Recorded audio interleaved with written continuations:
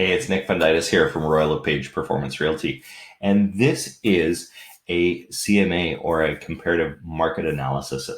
So this gives an idea of what your home is worth, and this is how you use this report. So as you scroll through, there's a few sections. As you scroll past the first couple of pages, I've got this video that you're watching now on how to use this report to its highest and best use. There's a little table of contents to show you what's coming. Then first section you want to stop at is to get an idea of who's going to buy your home.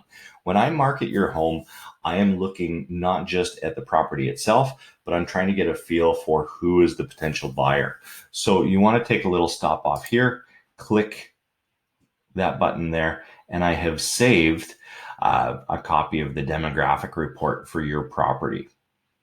That will give you an idea of dominant market groups, languages that are spoken, the age distribution for your area. And of course, we're also looking not just at who already lives in the area, but what changes are happening. So what kind of moves are people making? And there's a really interesting one that has the dominant economic group in the area. So you can really get a feel for each neighborhood in the city's culture. I think it's fascinating stuff.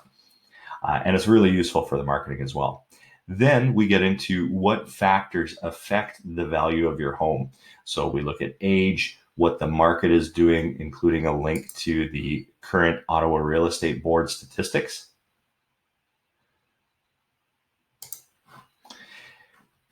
Whether seasonality affects this property or not, kind of the general location, so that neighborhood or the area, and then the specific location of the property itself.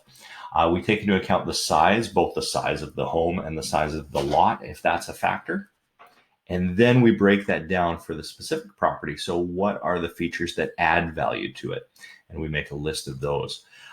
What are the features, if any, that reduce it? If we're looking at comparable homes of a comparable size that it's going to be competing against, in what ways is this lesser? And then when we market it, how can we minimize those? Then there's features. This is always a favorite one of mine when I'm explaining to clients what features don't affect the value very much. And sometimes it's just a matter of explaining things that, it might cost a lot to do. For example, an in-ground pool that might be, have cost, but doesn't necessarily have a ton of value to the next buyer. Things like that can kind of divide buyers. Some will like them, some will not. And in the end, it doesn't add as much as it costs to install. Then, of course, we've got to look at what the market is doing. So your home should be compared when you're listing to other properties that are as similar as possible, because that is what buyers are going to be looking at. Then we decide what criteria makes things similar. And then, the time period, how many properties have sold. Ideally, we'd like as many as possible and as many very similar properties. But, depending on the area, we have to make some allowances for that. And then we look at highest, lowest, average sale prices, and then how many days properties are typically on the market, which sets expectations. Then there's, not that it may be interesting to you, but if you are someone who likes the stats, I've saved for you all the MLS records for the property, so you can see everything that has been sold. So all the data that I see, we make it so that you can see as well. Then there is the city records. This is from Geo Warehouse. And you can see the property itself, all the details about it there. Then we look at, I take a snapshot. Usually it's 5 properties, and we try and five comparable properties that have sold. I almost always start with the lowest price that's comparable. Then I look at the highest price, and you can see I'm kind of making a sandwich here, and I'm zeroing in on the price that we feel your home should sell for. Then we're getting closer and closer, and I try and end with the one that's maybe the best comparable in terms of price. Last of all, this is the big drum roll. What do I think your home should list for, and what do I think it's going to sell for? And those are 2 different numbers, because sometimes we're going to list low, try and drive multiple offers. Other times we're going to take a position that we can defend, dig ourselves in, and try and defend that to buyers as they come along, and just drive as much interest as possible. Then, of course, I'm excited to work with you at this point. And I hope that when you see what your home can sell for, you're excited too. So here's the next steps. Generally, these are to start with an exclusive listing. So we put a sign in the ground. We don't have it on MLS. This is really just a preparation period.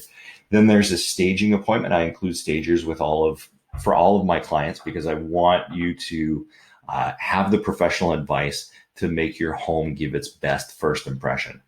Then there's booking a pre-inspection. I include the services of inspector as well, because I have found in my experience that surprises in listings are generally a bad thing. So we want to find any surprises that might make a buyer walk away or might make a buyer reduce their price. We want to find them early, deal with them, and remove them as obstacles. Then I always include at least one suggested listed strategy. You can see on this example here that I've chosen market value pricing, which is where we choose a price and we dig in. Then there's the suggested timeline, what we think is going to come next.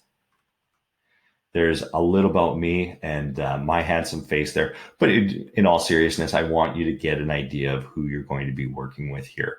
I'm trying to present myself as professional. I know I'm in a t-shirt and stuff here, but I have my professional side and will serve you to the best of my ability. Then I would love, even better than me telling you about myself is having my clients tell you a little bit about them as well.